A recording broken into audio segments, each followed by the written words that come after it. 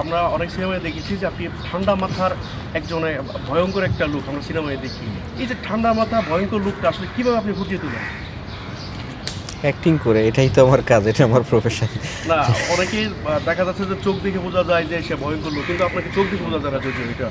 আপনি আমরা আসলে যতটুকু দেখেছি যে সিনেমা মানে সব মানে ভয়ঙ্কর হতে গেলে চোখ দিয়েই বোঝাতে হবে কেন? এখন যেটা হচ্ছে যে আমাকে চরিত্রের প্রয়োজনে ভয়ঙ্কর হতে হবে, আমাকে চরিত্রের প্রয়োজনে এটা হাসাতে হবে, চরিত্রের প্রয়োজনে দৌড়াতে হবে। তো তার আগে যদি আমি একটা যদি ফিক্সড চোখে যদি ভয়ঙ্কর ছাপ রেখে দিই, তাহলে পরেরগুলো করবো কেমনে? অভিনেতাই এরকম, পানির মতো, যে পাত্রে রাখবেন সে পাত্রেই ধারণ করতে হবে। আমি ধারণ করতে পারি কিনা জানি না, সবসময় চেষ্টা করি সিনসিয়ারিটি দিয়ে কাজটাকে যাতে ফুটাই তুলতে পারি, মানে চরিত্রে যেন নিজেকে ধারণ করতে পারি, দ্যাটস ইট। আচ্ছা, এই যে আতর বিপিলেন যে মুভিটা রয়েছে, আপনি এখানে কি ভয়ঙ্কর রূপে আসতেছেন না নর্মাল রূপে আসতেছেন? আমরা বিগত যে মুভিগুলো দেখি যে ভয়ঙ্কর রূপে আসেন, ঠান্ডা মাথার যে খুনিটা থাকেন আপনি। না, আসছি কিছু রূপেই আসতেছি, বিভিন্ন রূপ নিয়েই আসছি, বহুরূপী হয়ে আসছি। হ্যাঁ, তো বহুরূপী হয়ে আসছি, আশা করি ভালো লাগবে। কারণ এখন পর্যন্ত আমি এইটুকু বলতে আমার কোনো দ্বিধা নেই।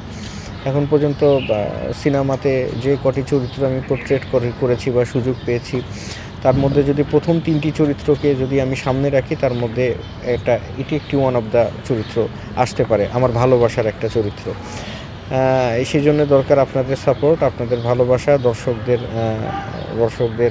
এই এনগেজমেন্ট আমাদেরকে অনেক দূর নিয়ে যাবে। কারণ এই সিনেমাটা করতে আমরা ভয়ঙ্কর রকম কষ্ট করেছি সব কিছু আচ্ছা মিলিয়ে। ভাই, আমরা দেখতে পাচ্ছি দিন দিন সিনেমা হল কমে যাচ্ছে, এই বিষয় নিয়ে আপনার মতামতটা কি?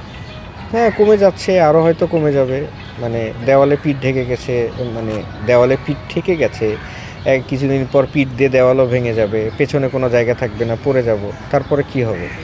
তারপরে নতুন করে শুরু হবে, ধ্বংস থেকেই নতুন করে শুরু হয়।